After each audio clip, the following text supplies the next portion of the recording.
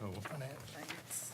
moving on, good afternoon and welcome everyone to the Finance Administration Committee meeting of the University of Houston System Board of Regents. The first item requiring committee approval today are the minutes from the Finance Administration Committee meeting held on August 20, 2015. Are there any corrections to these minutes? If not, do I hear a motion to approve these minutes as distributed? So, second? All in favor? Aye. Opposed? Minutes are hereby approved.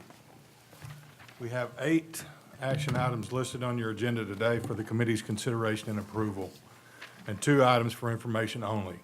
Mr. McShan, the Interim Vice Chancellor for Administration and Finance, will introduce these items. After the action items have been presented, I will then ask if anyone has any further questions and call for a vote.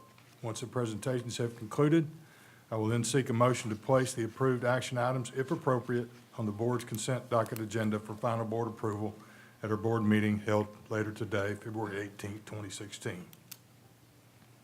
The first 3 action items to be considered by the committee today relate to the approval of delegating authority to the chancellor for various contracts. Item C is for the design and construction of a new academic building at the University of Houston Sugar Land. Item D is for contracts exceeding $1 million for the purchase of goods or services excluding construction contracts at the UH system. And item E, construction contracts exceeding $1 million for projects for the University of Houston system. Following the presentation of these 3 items, I will call for the vote. Mr. McShan, will you please introduce these items? Yes, sir, thank you. Approval is requested to delegate authority to the chancellor to negotiate and execute contracts for the design and construction of the new academic building at the University of Houston Sugar Land. It's proposed to be a 150,000 square foot building with cost of $54 million. The funds were made available as a result of the Texas legislature approving capital construction bonds during the last session for this specific property. The location we reviewed a moment ago on the proposed master plan that was approved, and now we're seeking approval to move forward with the contracts necessary to design and build the facility. Any questions?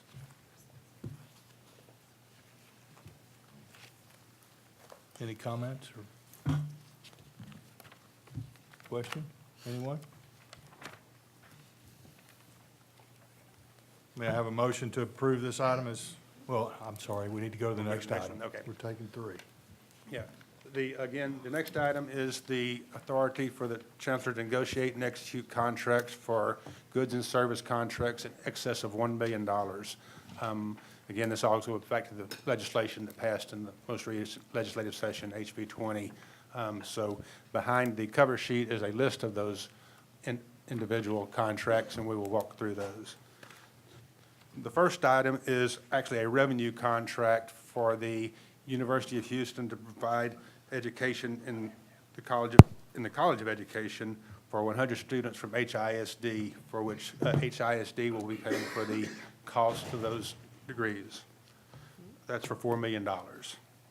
The second item is for I believe, the downtown library. This is pretty much an annual process, and the numbers are significant but are quite normal. It's primarily the electronic reference material within the libraries, as that's what they've gone to a lot, but it's the overall library material through ProQuest LLC, and that contract is $1.819 million.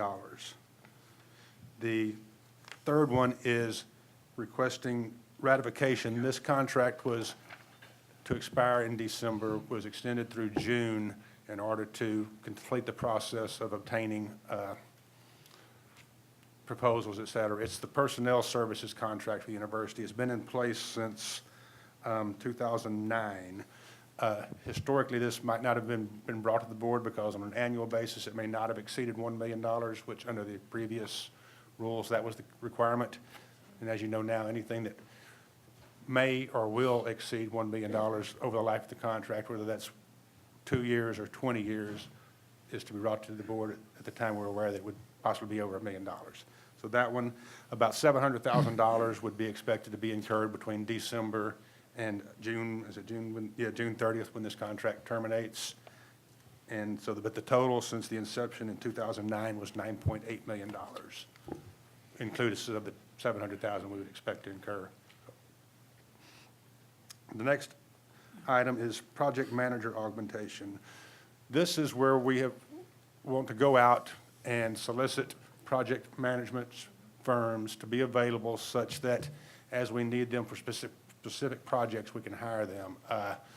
Between the capital construction bonds from the legislature, some major projects we have planned for capital renewal and deferred maintenance, we may have as many as a dozen projects going on at one time over the next 2 to 3 years. So rather than having to hire project managers to have adequate staffing, or rather than spreading our existing contract managers too thin, we can hire them kind of in a just-in-time basis.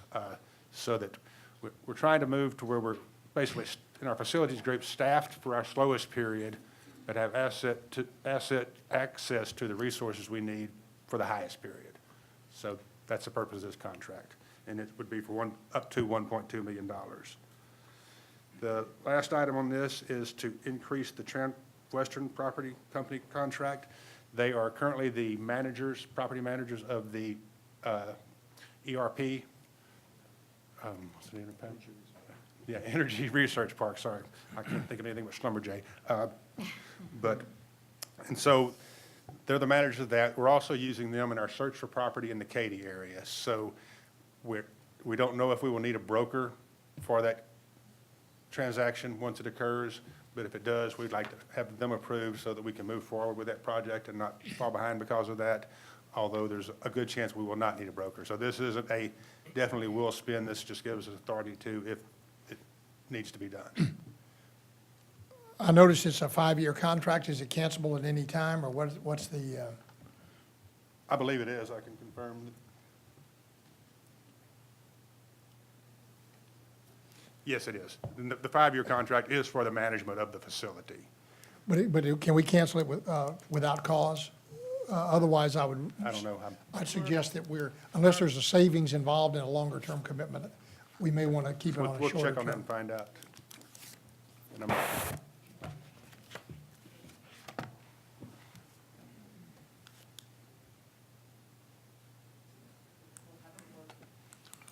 You're right. I have my contract lawyer here, so I was asking him, but as good as we are, we do not have every contract memorized.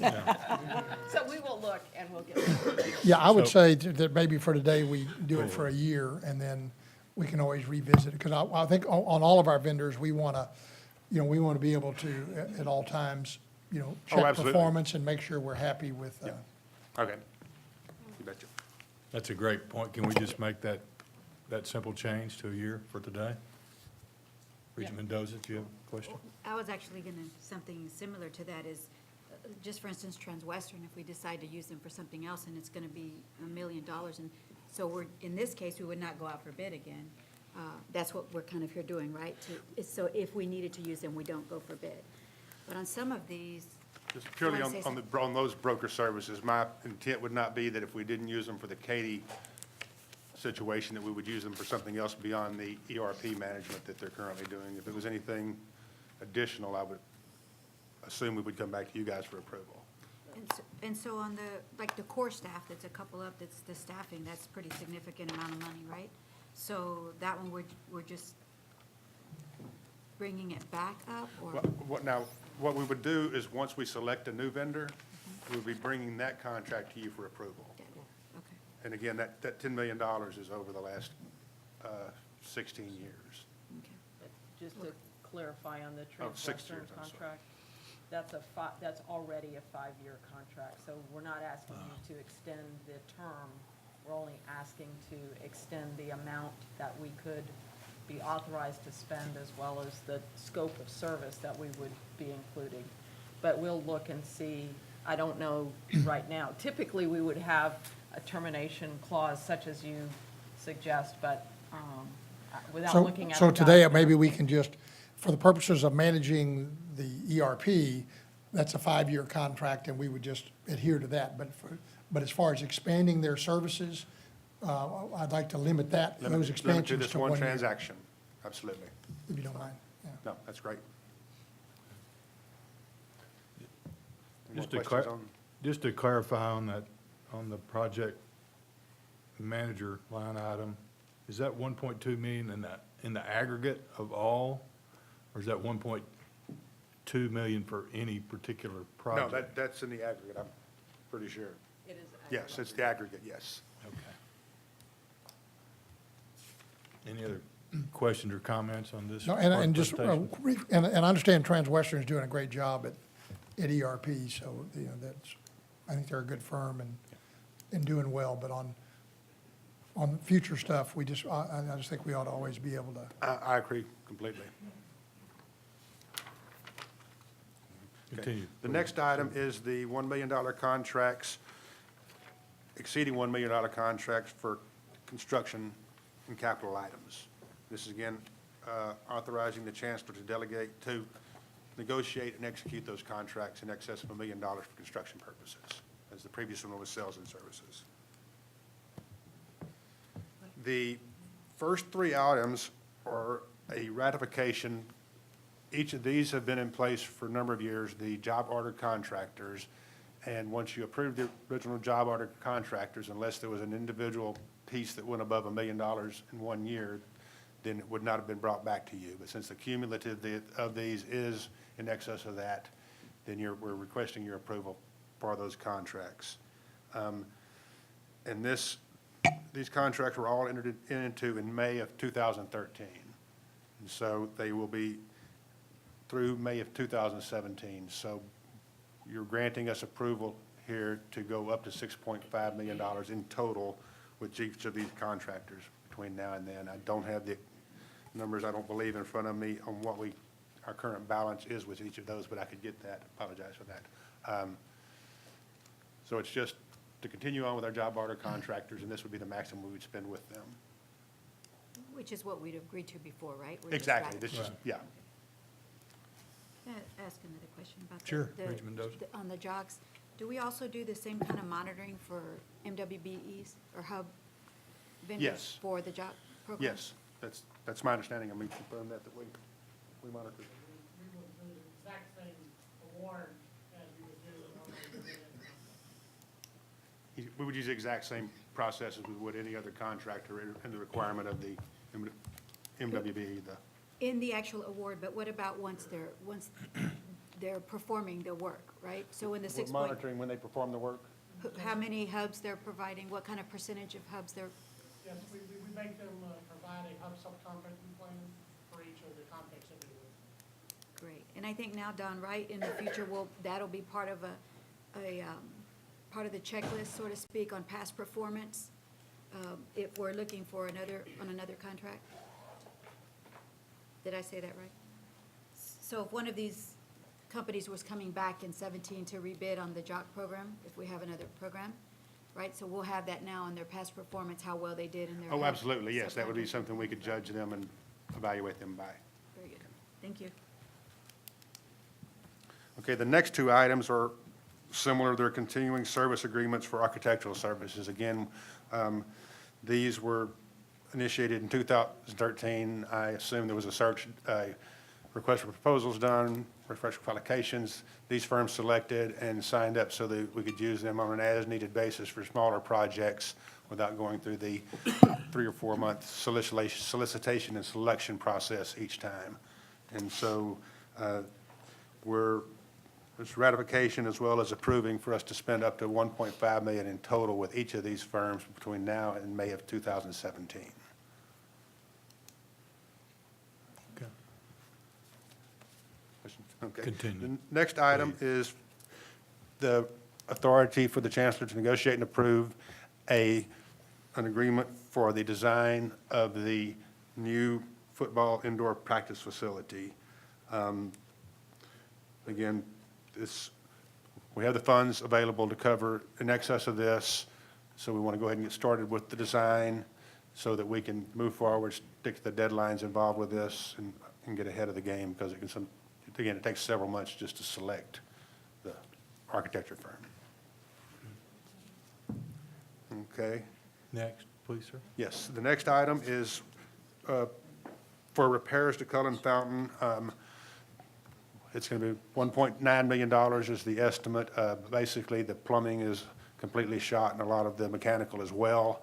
It's going to take us a 90 to 120-day time period to be able to do it. So what we've been doing in the meantime is filling the pool whenever there's an event going on, such as debate, commencement. So hopefully it would start right after commencement in May and be done before the beginning of the next academic year. And the last item is the repairs to CERC buildings. It's basically airflow issues there. You may be aware that CERC was originally built with a lot of shell space, and the type of facilities that were put in there as far as the particular type of labs and the materials that are used there requires some significant airflow exchange, and it's not up to that standard right now, so we'll be putting together a project to make it that way. Okay. So any questions or comments on the last couple of items? Donna, are we going to change the wording on the Transwestern agreement? Are we going to adopt it? Are we going to vote on it as is? I think you can vote on it as is, and we've heard your directions on how we'll draft the contract. And we'll follow your directions. Okay. So if there aren't any additional questions or comments, Excuse me? yes, There was 4 more items on the Oh, next there was? page. Yes, sir. my bad. I'm ready to move on, but You better watch me. We're checking for you. There they are. yes, sir. So additionally, requesting authority for $1.2 million in HEAF for the air quality control updates to the architecture building. The next 2 items are state fire marshal issues that we've been working with for a while, but we've assured the state fire marshal we'll get those done within a reasonable time period. 2.75 for the Cullen Performance Hall sprinklers and 1.8 for the Agnes Arnold Hall sprinklers. The last item is through the capital construction revenue bond, the University of Houston Victoria will be building out the shell space in their north building on their campus. That's that the last item? That's, yes, sir. Thank you. Any additional questions or comments then? If not, may I have a motion to approve these items as presented? So moved. Second. Second? All in favor? Aye. Aye. These 3 items regarding contracts are hereby approved by the committee. The committee will now consider item F, approval to delegate authority to the chancellor to take all actions to lease classroom and faculty and staff space in Katy for the University of Houston Victoria. Mr. McShan? Yes, as part of University of Houston Victoria's transition out of the Sugar Land location, they will be relocating into the Katy area for the 3-year period until the new UH system building is completed out there. So they are working to identify that building. They're looking for authority to enter into a 3-year term up to $5.1 million in total for the lease for that total dollar amount for that lease over that time period.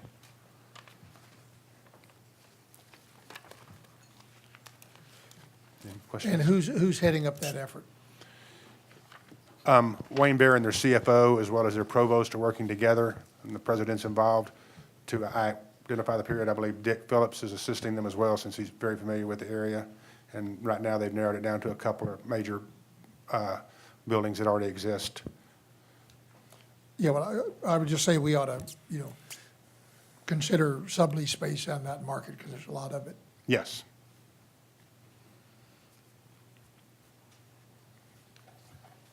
Do we have an option? I mean, is there so much space available, we don't need to worry about having an option, Regent, beyond the Well, 3 that's, years? it's called the Energy Corridor, so you can, you can appreciate the I opportunity. can appreciate there'll be plenty of room in that part of Houston for the foreseeable future.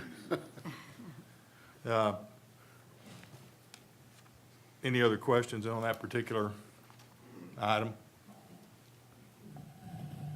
No. If not, may I have a motion to approve this item as presented? So moved. Second? Second. Okay. All in favor? Aye. This item opposed? No one's opposed. This item is hereby approved by the committee. Next on our agenda for the committee's consideration is item G. The approval is requested for changes to the fiscal year 2017 and fiscal year 2018 fixed tuition rates, variable rate undergraduate and graduate tuition, fee rates, mandatory student recommended fees, and voluntary and optional fees at the University of Houston system campuses. Mr. McShan, would you please present? Thank you. Where's my slideshow here? Okay, great, thank you. Okay, again, we'll be talking about 4 different categories of fees. The variable rate undergraduate tuition and fees, that is pretty much set through a process that involves getting input from our various constituents. It's headed by the administrative folks to develop what is the right mix of all the things we would like to do versus what the student can afford and what makes sense in the environment. The bottom 2, the mandatory student fees and the variable and optional fee charges, are both student-driven processes. The majority of the people that make up the committee are the students in both of those cases, and they make the recommendations, and then we assist them in determining what we can take forward, if it's within reason, or if it's too much, then we will try to convince them to cut back on it. So the first just walks through that, basically the evaluation of our progress and our projection of enrollment. Again, projection of enrollment is one key factor that plays into this. Due to the growth that we're experiencing, we can achieve the type of revenue we need without having to have significant increases in the rates for our students. But again, the point of this slide is just to show you that it's a very inclusive, deliberative, and well-vetted process before we got to you with this. And I can say that having gone through this, everything is tied to student success. Y'all have done a great job, as well as the chancellor and the administrations, of really focusing our priorities where we're not going different directions. It's clear that we're all student success oriented, and you can see that in the results over the last several years. Okay, the next slide is, this is the research and emerging research universities in the state of Texas as defined by the coordinating board. It shows what the 17 and 18 undergraduate and graduate increases will be for each of those universities. To give it perspective, you'll be seeing in a moment that we'll be asking for 2.0 for undergraduate and graduate in 17, and 2.2 for undergraduate and graduate in 18. So if you envision it up there, Texas Tech may be lower, and that's about the only one. So I think we're in great position as far as our peers go. The next slide is just perspective on the state funding piece of things and the overall cost to get our students through. It shows in 2000 that the dollar value of a semester credit hour was $54.44. At the completion of this last legislative session, that number is $55.39.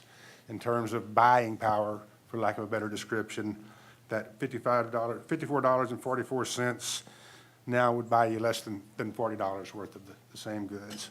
And if you look at the bottom half of the chart, you'll see that across the board, the cost for between state input and student input, which would be the bottom 2 colors, the blue and the orange, I believe that is, are range between 60 and 69% of that education cost is funded by either the state or the student. The big change you can see is that in 1984, the state covered 64% of the total cost, and the student only 10.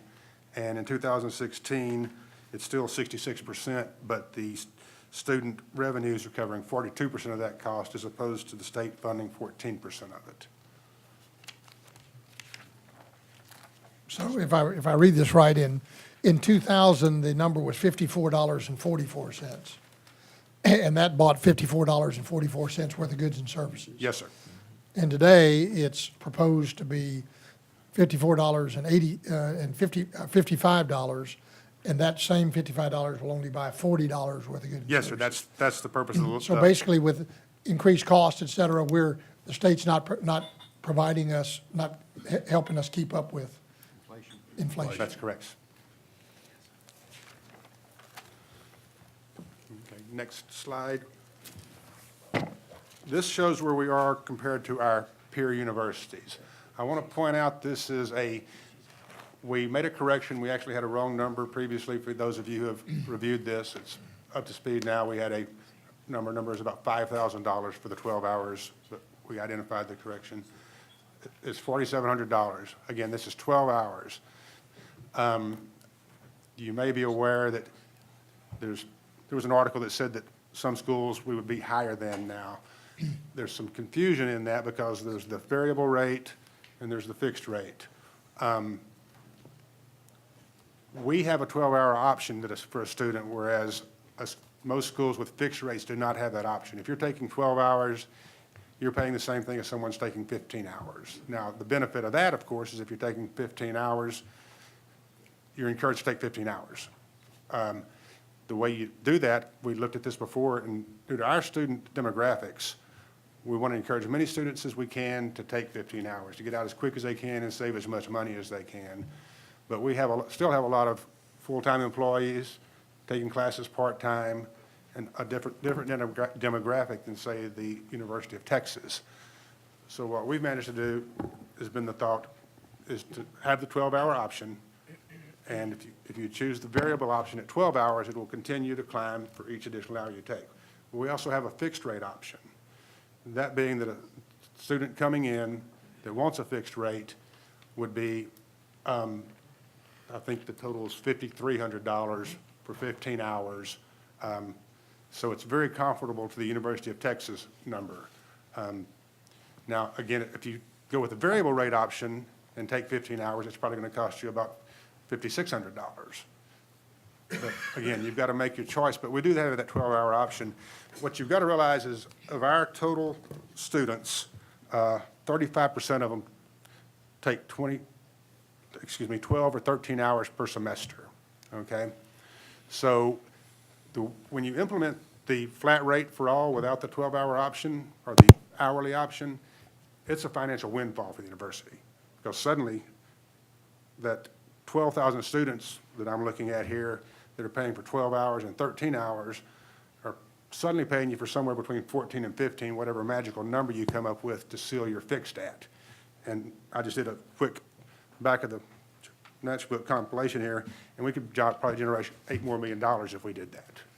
But we've looked at it, and we just don't feel that it provides our students that can't take, due to their situations, 15 hours, an option that's more affordable. So we're not penalizing them for only being able to take 12 hours? No. Now, again, with those with a fixed option, from what I've seen, the cutoff is 12. If you take 12, you're going to pay the same thing as someone taking 18 at the University of Texas with their current plan. So they don't have the 12-hour option. I mean, again, I'm saying 12. They don't have the variable hour option. It's just purely, you take 12, you pay the same as you pay 15. I just wanted to add to this because I think it's a very important point. What you see here is a comparison based on 12 semester credit hours. Nationally, there's a practice that many universities do, particularly those who have more freshman students and fewer transfers or more full-time students, because they measure it based on 15 credit hours per semester, because that is a full load. And what they do is when they package their tuition for 15 credit hours, they actually discount it so that 15 credit hours becomes really 14 credit hours worth, so therefore students are getting discount, you know. For us, we looked at it, whether we should put our package at 12 credit hours or whether we should put our package at 15 credit hours. And we thought because of the way our students take credits, we have still about 50% of students who are transfers, who are not taking necessarily 15 credits, they're working. And we looked at it for a student's point of view, it will not be good if we packaged ours at 15 and forced everybody to take 15 credit hours, even though it's a rate of 14 credit hours, because they'll be paying more.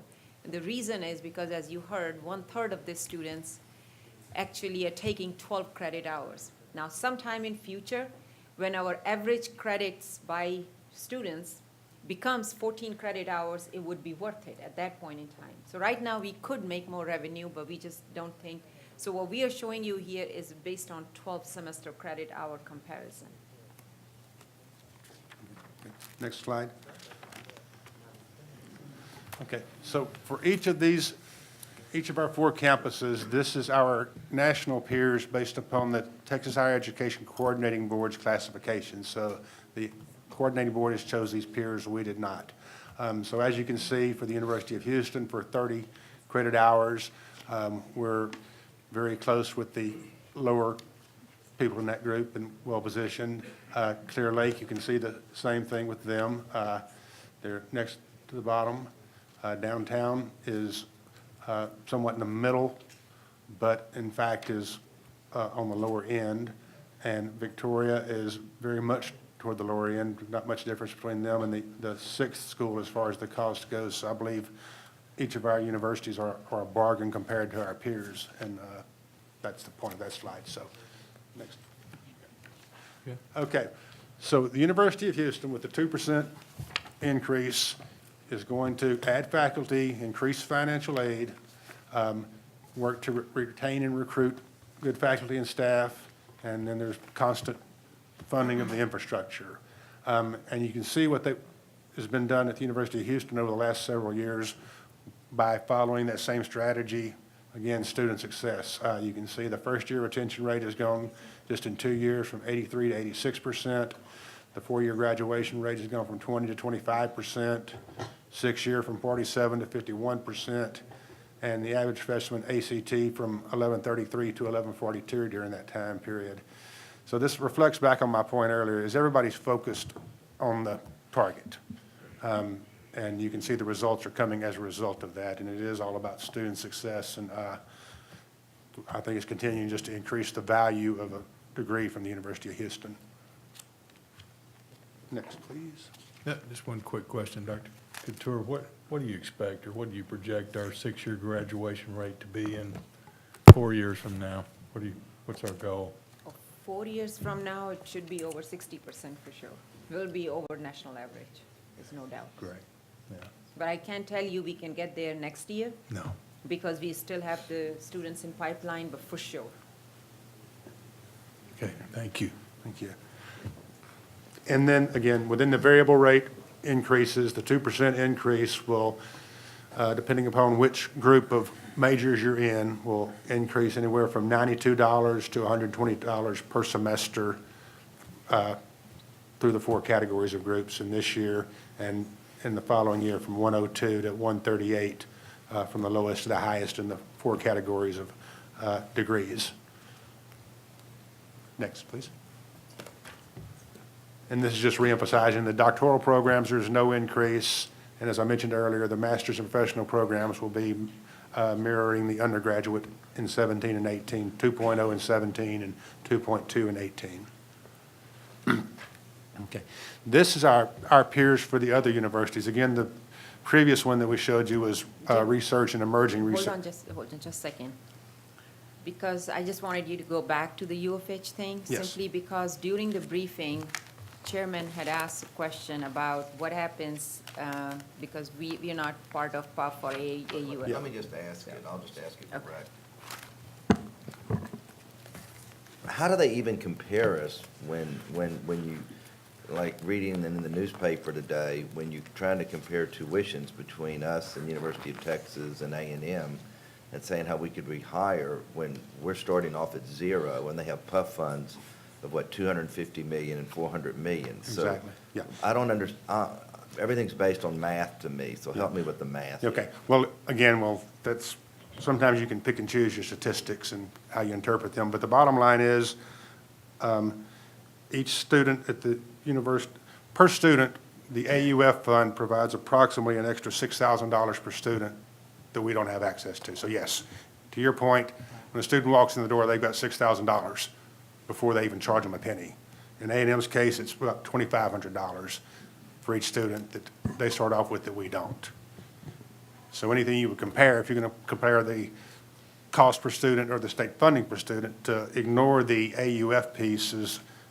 I agree, but it seems to me, in my 7 years on this board, the PUF fund in Texas seems to be the most misunderstood number in the state of Texas, is that how one school gets, I think it's almost 500 million, and the other one 250 million, but when everybody's trying to compare statistics, nobody wants to do it? Does the media not understand it? Do people not understand it who are not involved in higher education? Because I'm confused. Yeah. I think there's a lot of not understanding of it, or a lot of probably not awareness once you get out of people that are very involved in higher education. But the information is there. If a comprehensive review of it was wanted to be delivered to the public, it would be available for someone to do a little research and say, okay, let's look at the actual state resources each university is receiving, and then let's talk about what it's costing to put a student through school. It's like us starting 6 touchdowns behind. every time Exactly. we get started. Yeah. Mr. And we get Chairman, beat by 6. It's that graph, I think. What, Jim, Oh, you there want it to is, talk yes. about the graph? What does it show? Yes. Mr. Chairman, I can assure you, those of us that drill on university land leases in West Texas clearly understand it. That's Because they right. make a 25% royalty on every well we drill, not to mention numerous fees that they collect to pay for their infrastructure. So puts us at a huge disadvantage. Yes. So as you can see on this slide here, the red section is the tuition and fees for 12 hours per semester, a total of 24 hours.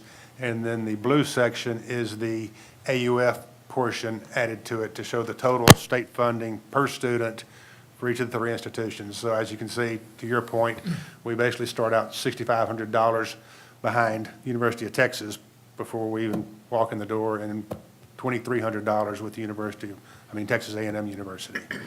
So it's definitely an unfair playing field, as you say. I mean, but you're right to compare just straight across with institutions that are subsidized to the degree we're not. That doesn't seem like a fair comparison. There's nothing fair in this world, welcome. We're just on the bad side of this one. We got to find a way to get us on the right side.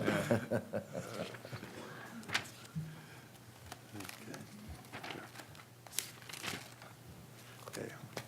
Move up about 4 slides, the comparisons of the, okay, go forward. There we go, right there, okay. So again, the previous slide that I showed you with the other universities was the research and emerging research universities. This is the other universities, which is the class, well, there isn't a classification, but those that don't fall into that classification, which include University of Houston Victoria, University of Houston Downtown, and University of Houston Clear Lake. And we will go from there to talking about and again, this next slide shows where we're positioned. There are 38 state-funded universities within the state, and this is just showing the bottom 1/3, and we have the 3 other universities are in that bottom 1/3, very affordable in the overall scheme of the state's possibilities. UH Victoria will be using their increased funding to continue their 4-year downward expansion initiative. Oh, I'm sorry. Okay, Clear Lake, my apologies. And an example, the thing is, whenever you're going from an upper-level university to downward expansion, if you have more freshmen and sophomore, you need more student services. If you have more students on campus, you need more services than if you're not. For example, their math center historically was just for math majors because they were upper-level students who already had all their undergraduate math. Now they've had to expand the services there and have done so to provide math-available tutoring and counseling for all students. They didn't have a writing center. The assumption is if you're a junior, you don't need writing support. So they've added that. So it's just a natural part of the process. And that's what their increases are going to.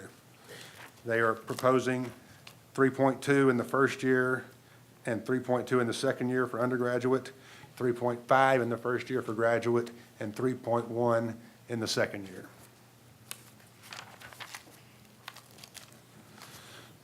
UH Downtown, they're wanting to expand their mentoring programs. They want to increase financial aid by $850,000 over the next 2 years. And they are also moving to upgrade their student system. It'll improve the information available for their students, for monitoring student success, access to the information by their students. And so they'll be funding that improvement over the next few years with that as well. They expect to have that implemented, I believe, 2018, if I'm not mistaken.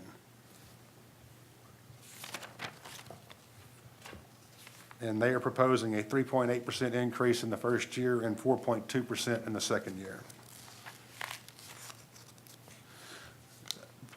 Downtown campus as well, they're planning to increase the cost of their graduate degrees, which are currently a great bargain, but they really need additional resources to really cater to the adult population, which seems to be their primary target and primary customer. They're going to be putting money into marketing, recruiting, advising, in order to, just across the board, beef up the services they provide in their graduate program. And again, it's still very affordable. They will be increasing it 8.5% in the first year and 8.4% in the second year, which, while those percentages may seem high, the dollar amounts really aren't that large. And again, I don't think there's a less expensive graduate program in the city or anywhere nearby. And UH Victoria, they are a similar story in the sense that with them becoming a destination campus, as well as continue to increase the freshman and sophomore population, and the movement from Sugar Land to Victoria and the Katy, they have more need for student support as well. But at the same time, they're planning to provide, or have provided, $1.5 million each year in increased financial aid. They've increased their funding by 10% over the last 3 years for student life, student success, facilities, support, and operations. And that's what they will continue to do, is to increase the resources allocated to student support, whether it be counseling, advising, or even if it's additional faculty for a different category of students. They're proposing 3.6 for graduate and undergraduate in the first year, 3.0 for graduate and undergraduate in the second year. Again, that was the variable tuition. These rates show, the top half of the chart is the research and emerging research universities, which would be considered the comparisons for the University of Houston, and then the Clear Lake, Downtown, and Victoria would be compared to the other universities on the bottom half of the slide. And as you can see, there's a broad range everywhere from 2.8 to 7.1 in the undergraduate on the top half, and 8.6 down to 2.0 on the others. And I might state, this is, everyone's kind of careful with their information at this time of year, so we gather as best we can through whatever sources we have. So we think we're correct, and we've included everyone we can, but you may find somebody else had something later. I mean, a week ago, we would have thought that the University of Texas was going to be 2.0 instead of 3.1, because that's what they'd been approved up to before we found out otherwise. So that's just, it's the best information we can give you. The proposed increases here are, for the fixed rate, is on the University of Houston, the same as the variable rate, 2.0, and then 2.2 in 18. Clear Lake, 4.8 between now and 17, and 4.3 in 18. And Victoria, 6.8 and 6.7. And again, that's their need to improve their student services and their support services. Now, downtown is going to, is proposing to pilot a 5-year program. Basically, they would be guaranteeing the same rate for 5 years as opposed to 4 years. That does not in any way keep a student from doing it in 4 years and still getting a fixed rate. But the statistics I have here is that in the fall of 2014, 993 new freshmen, 619, or 62%, signed up for the fixed tuition plan. Based upon the current criteria, which would be 30 hours and a 2.0 GPA to do it in 4 years, 108, or 17%, qualified. If they went to the new program, which would be 24 hours and still the 2.0, 312, or 50% would have qualified. So I think in their case, it makes sense to try the 5-year program. It more fits the needs of their students and gives their students a better chance for success with a known price involved. And that would go up 5.7 in the first year and 4.2 in the second year. Still, do they have, anybody else has 5-year program? Have we looked at the peer institutions? Let me check with Ed Hugetts. He's the mastermind. No, I think this is the first one that Nobody else is doing what we are doing, is that correct? this is the first try at that model. I think it's unique to you and fits UH downtown particularly. UH Downtown started a 4-year program, and it was not taken by students because it's just a different body of students and with different demands on their time. So we thought it might be beneficial to try it a 5-year fixed tuition plan. If it works, it will be very good for students, so we are piloting it. But other institutions are not doing it. Nobody else has done it. I mean, that's what we are hearing from. Correct? That's wonderful.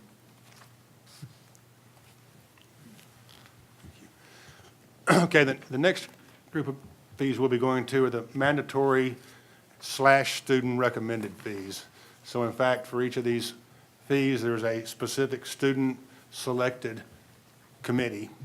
They review prior year budgets, future year needs, and make their recommendations to the, in this case, at the University of Houston, it would be the Vice Chancellor of Student Affairs, Dr. Walker, and then he brings them forward after negotiating with the students, et cetera. On the student service fee, there's an increase of $5 or 2%. And it's actually, I've looked at what they're going to do with it, and it's very interesting stuff. I mean, it's the type of things as a region I think you can feel good about. They're funding a sex violence prevention educator position. You know, that's a very big question nowadays, and if I was a region, I'd like to be saying, yes, we're addressing it at our campus as an additional psychologist and psychological counselor, a Center for Diversity and Inclusion staffing, a new LGBTQ program coordinator, and I think this is just as important, 6 new career fairs as well as a new career counselor position to help us get our students into jobs when they do graduate. That's the $5 for University of Houston student service fee. The campus recreation fee is $9. You may recall there was a major problem with the mechanical at the natatorium. So they brought forth a proposal for about, I believe it was a $8 or $9 million project that would be paid for over 17 years, and the agreement had been that they could go up to $10 for that fee. Well, they managed to get it down to $9. I think it was going to be $7 in 1 year and $3 in the next, but just this $9 will do it. But it is purely dedicated to the increase in servicing that debt. Clear Lake is going up $6 on their student service fee in 2017 and $12 in 2018. Downtown is going up $10 in 17 and no increase in 18. Victoria is going up 9.9% in both years, $22 the first year and $25 the second year. And again, let's switch to that, there's the Victoria, just to get an idea of what they're doing with it, because it's, again, they have students on campus, which they've never had before. They're downward expanding as they haven't before. So just the need for services that didn't exist when you have an upper level school and no students on campus is significantly different. So all of this is just going into student support, whether it be recruitment, student life, student success, bus transportation, and retention. There's some slides on the makeup of the committees, but I'm going to move on past that if that's okay.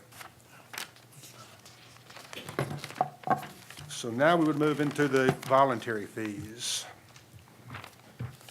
In the case of, and that is primarily going to be housing, foods, I'm sorry, Mr. McShan, do you know what page we're on in the?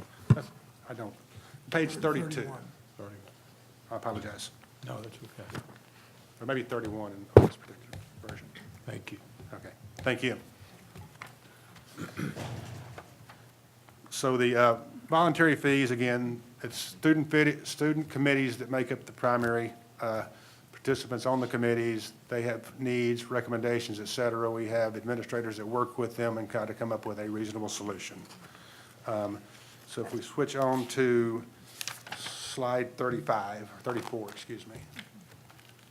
The housing rates. Housing is going up 3% across the board. This is, we check to make sure we're in line with the market around us nationally, and this is primarily to cover the inflation, the maintenance of the facility, and on the auxiliaries, if we're to bring forward a salary increase, so let's say a 2% merit increase, as a budget process, that's covered by the tuition charges for your central administration.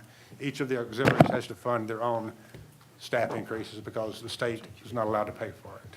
So they have to build that into any change from year to year. The next one is the meal plan rates. There's various juggling between them. Overall, they're going up 3.4%, part of that to cover the cost of food. The other part is to extend the hours. Our students would like nothing better than to have 30 restaurants open 24 hours, 7 days a week. So we're trying to meet them somewhere in the middle. So the costs are going up a little bit to support that. If you'll also notice, we're juggling a little bit. It used to be Cougar charged 160, which meant you got 160 meals. If you didn't use them all, that's where some of the profit comes in for the vendor. If you use 40, they get 20 that they didn't have to pay for. They asked for less meals in that particular plan, so that's the adjustment there. So there's some adjustments, but there's no, again, the 3.3 is overall. And here are the parking fees. These are recommended by the committees.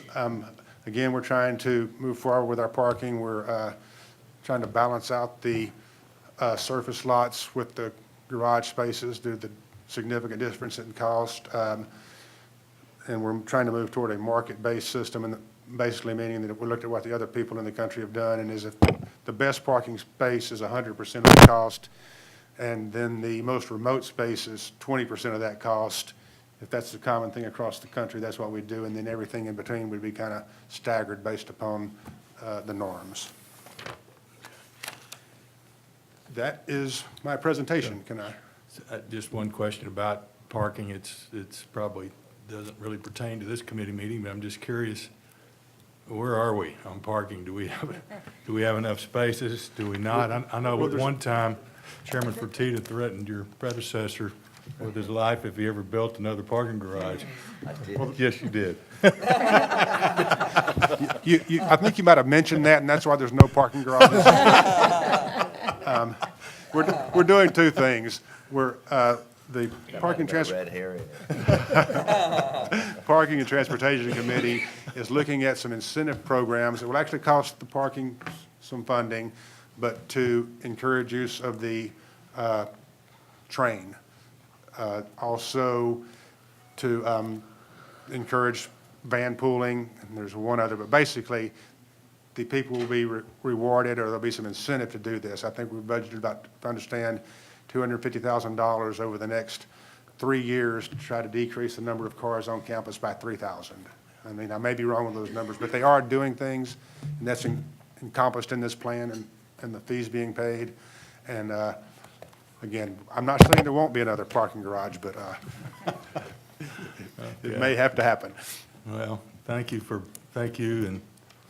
and Raymond both for putting together an exhaustive amount of information. I'm sure you threw that together in half an hour or so, right? 15 Yeah. Well, thank you very much. I think Great. we can all feel, Very good. It was a great presentation. yeah, I think we Thank can you. all feel good, the board can feel good that moving forward with these increases, that they're justified, and a lot of time and effort was put in to the study of these things, including input from our students, which makes us all feel good about the process. So, any more questions or comments about tuition and fees? If not, may I have a motion to approve this item as presented? So moved. Second? Second? All in favor? Aye. Opposed? This item is hereby approved by the committee. I'd like to mention that even though this item was approved by the committee, it will be addressed by the full board at our meeting held later today. Our last three action items pertain to the approval to write off accounts and notes receivable for fiscal year 2015, the purchase of insurance policies for fiscal year 2016 for the UH system, and the approval of fiscal year 2017 holiday schedule for the UH system. Following the presentation of these three action items, I will call for the vote. Mr. McShan, will you please present? Thank you. So the next item is the approval to write off accounts and notes receivable for FY 2015. If you look at the cover page, there's two columns there, FY 2015 current, prior year adjustment column, and then the total. Normally, you would only see the FY 2015, the cover sheet, please.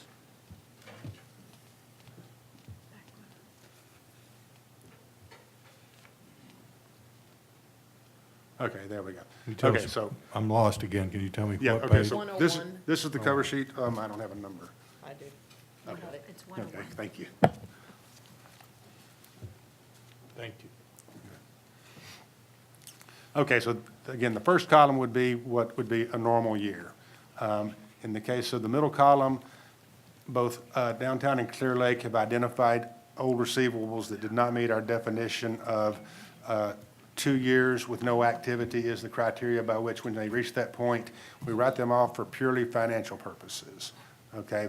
The way that works is within our system, you basically flag an account. Yes, it's a valid receivable, or no, it doesn't go to our general ledger.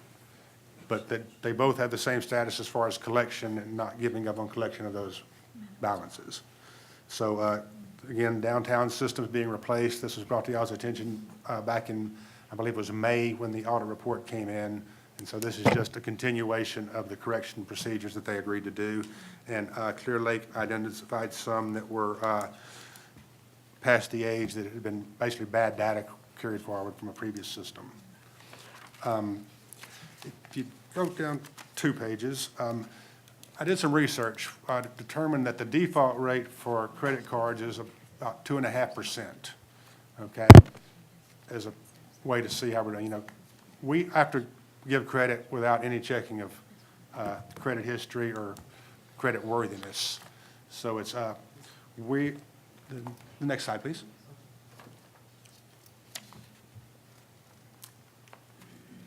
Okay, there we go.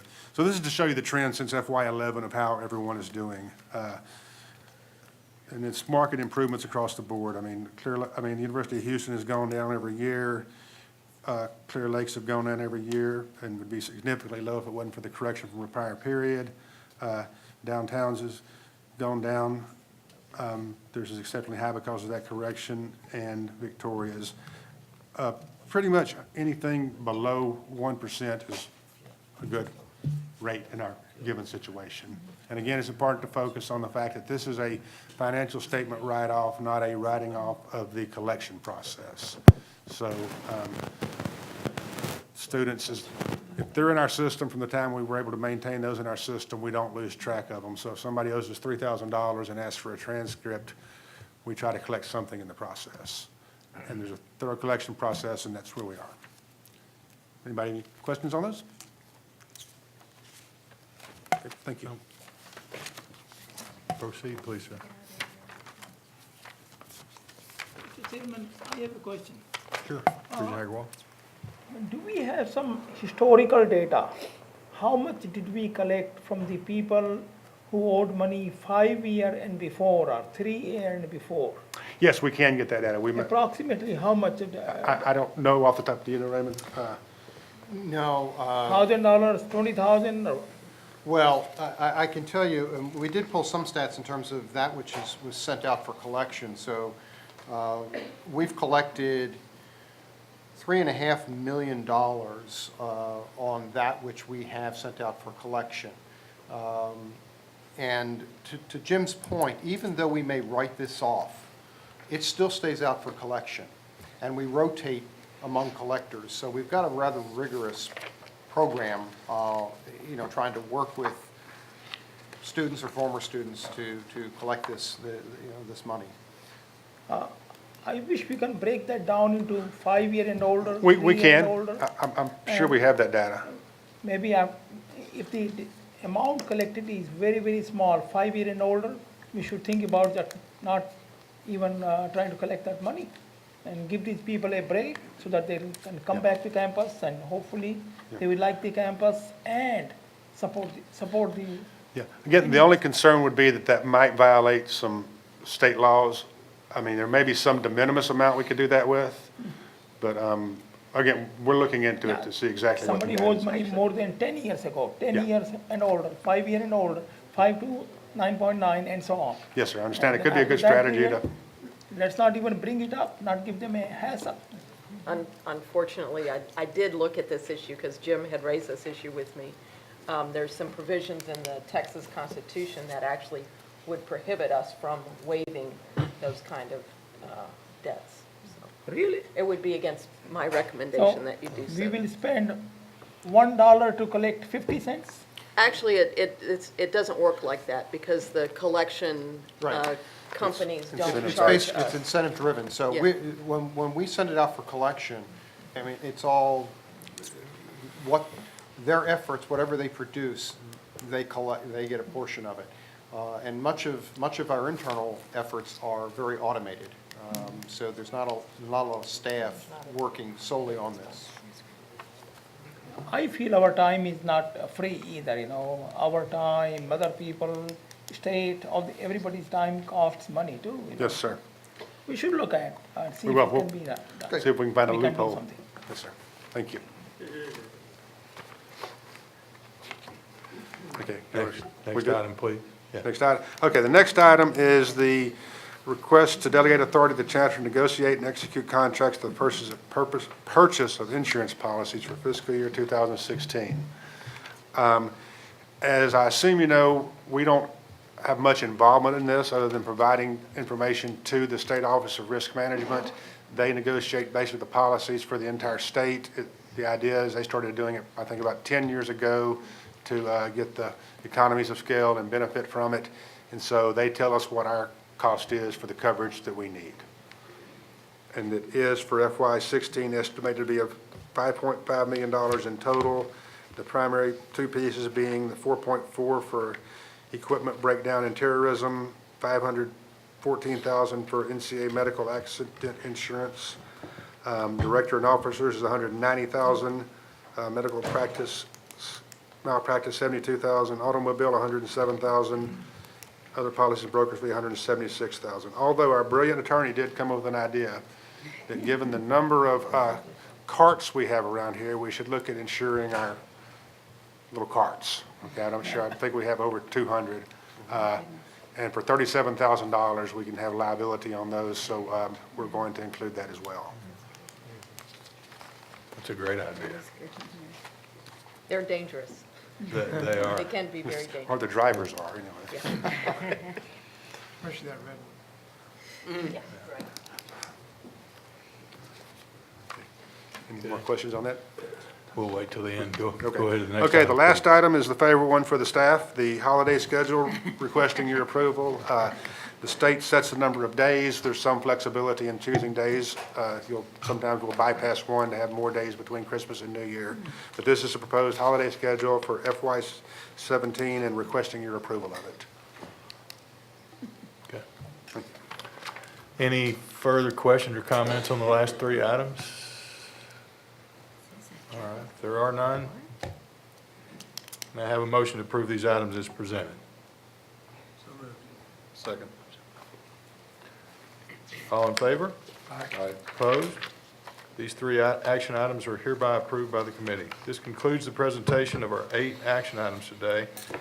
Please note, as I stated earlier in the meeting, that item G regarding the changes to the fiscal year 2017-2018 fixed tuition and fees, variable rate undergraduate and graduation tuition and fee rates, mandatory student recommended fees, and voluntary and optional fees at the UH system campuses, which were all approved by this committee, will be discussed by the full board later today. I now move that the remaining 7 action items presented and approval by the committee be placed on the board's consent docket agenda. Do I hear a motion to do so?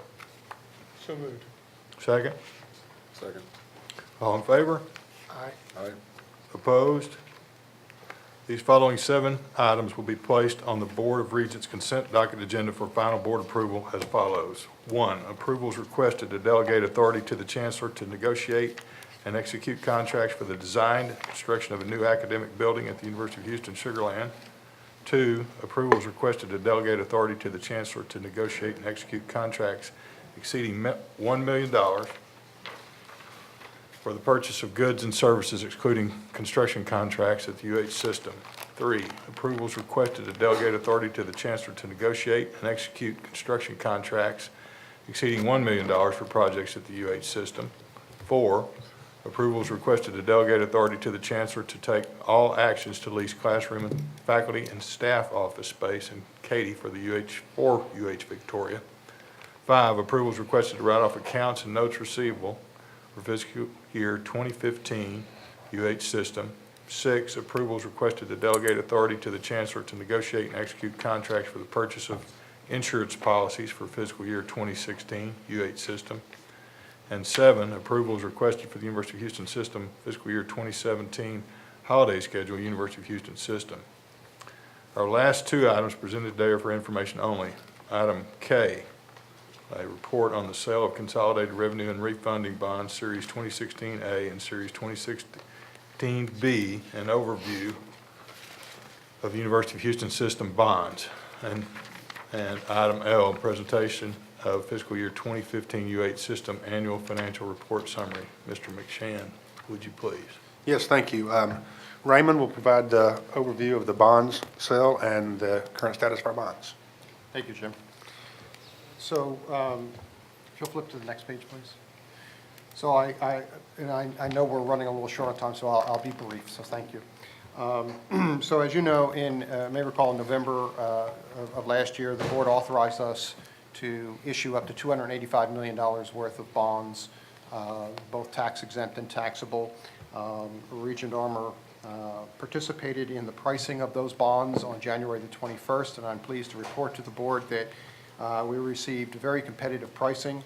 On the Series 2016A, we received a 2.81% on those bonds, and the underwriter, the successful bidder was Bank of America, Merrill Lynch. Included in the 2016A bonds was a refunding that yields, on a present value basis, $9.4 million in debt service savings over the next 14 years, most of which accrues to the university directly. There was some state-supported TRBs in that, but the overwhelming majority accrues directly back to the university. And on the Series 2016B, we received a lowest bid of 3.14%, which was from Raymond James. I should note that the next nearest bid was about 20 basis points higher than that, so we felt we got a very, very, very competitive bid on the taxables. And you can see the spread between tax exempt and taxables, almost nothing. And so we're very fortunate. Next slide, please.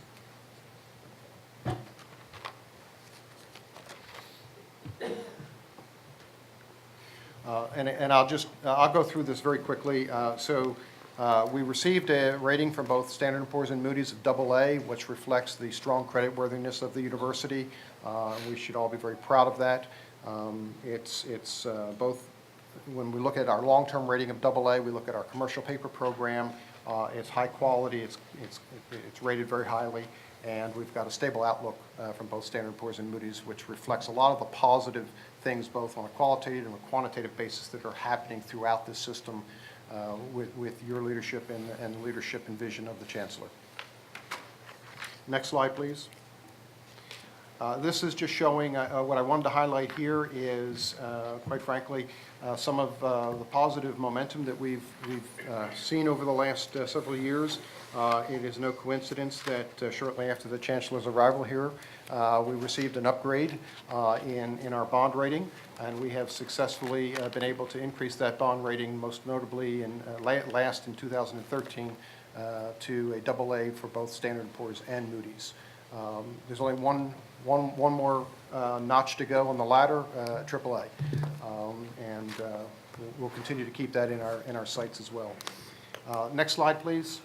This is a breakdown of our total debt outstanding at the end of the fiscal year, $834 million. 83% of it is funded, is on the back of the university, if you will.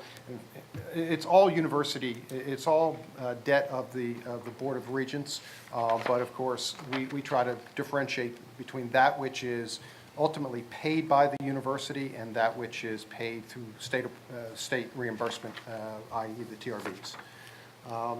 Slide on the right, the pie chart, you can see the breakdown of the total debt that is outstanding by university, and overwhelming majority of it is for projects here on this campus. Next slide, please. And you can see the breakdown of that $834 million by purpose. It's roughly equally split between education in general, or academic facilities, and auxiliaries. And if you look to the right, you can see a breakdown of the auxiliary debt that we have outstanding. It shouldn't surprise you that it is all student-focused. It's housing, it's parking, it's meal plan, and so forth and so on. And that's the last slide. One other note that I'd make is, as you know, the legislature authorized $362.5 million worth of TRB, or capital construction bonds. With this last issuance, we issued about $120 million, so we still have about $245 to go. We'll be issuing that over the next year and a half, and we'll continue to work with our facilities folks to bring those bonds to market to finance those projects. So, any questions? Thank you.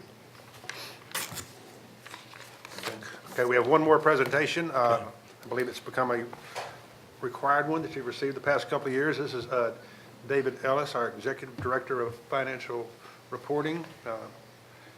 He's been doing this for a couple of years, and he'll run you through this. Thank you. Okay, good morning, or good afternoon, I guess. We appreciate the opportunity to present this information to you. On this first slide, just one item that I want to point out to you, or go back one. At the bottom of that slide is the website where we have all of our financial statements posted. We have this year and some archival, about 8 years worth of financial statements. So all that information is transparent and out there for everybody to see. Going to the next slide, let me just real quickly kind of tell you where we are in this stage. Obviously, our fiscal year closed August 31st of 2015. Here we are in February, so in some ways that seems like a long time off, but that's just sort of the way the process goes. And this is really the final step in the management review process. All during the year, of course, our management, senior management, mid-management, are reviewing the financial data and the financial transactions. But when we get to the end of the year, we have a succeeding steps of presenting financial data to all of our levels of management to review that and make sure that all of our books and accounting is in order and ready to be submitted to the state oversight entities.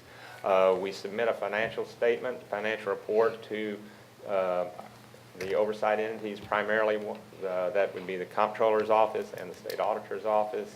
That goes in on November the 20th, and the State Auditor has been working on the statewide audit. We do not get a separate individual audit of just the University of Houston, but rather we are incorporated in the statewide CAFR, Comprehensive Annual Financial Report.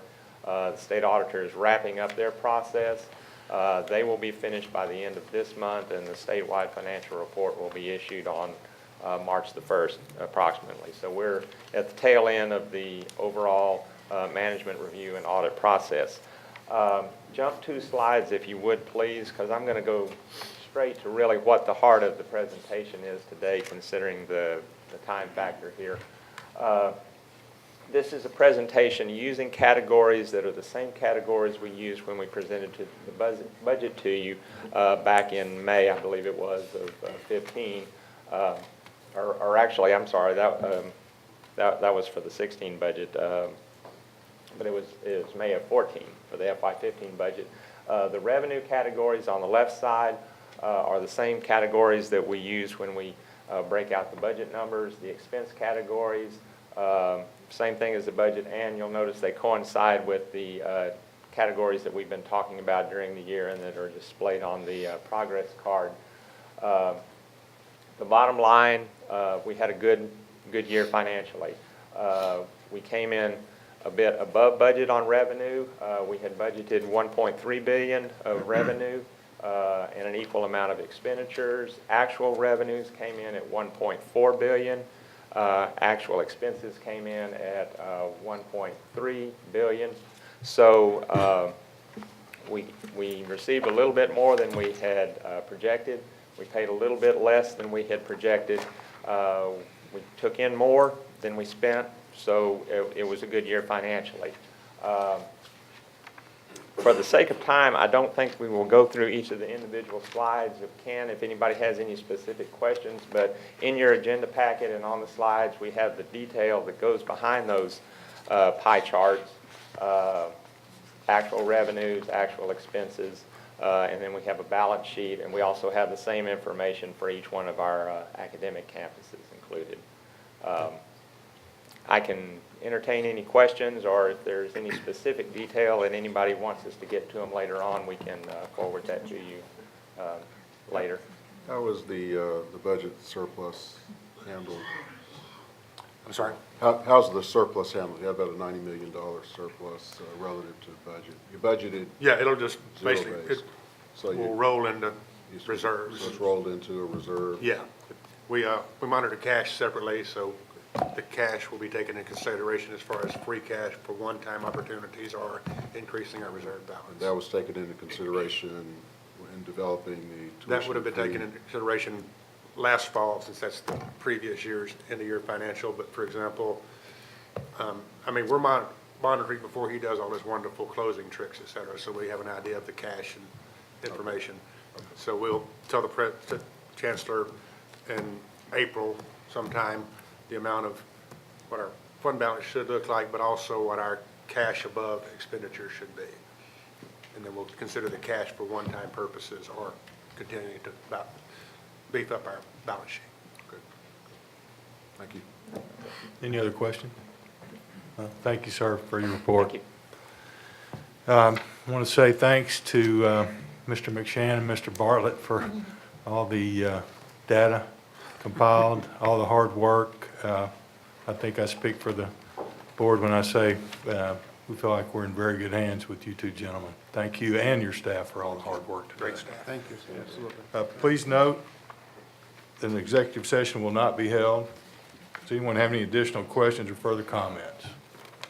If not, there being no further business to come before this committee, this meeting is hereby adjourned. Thank you. Thank you, Chairman.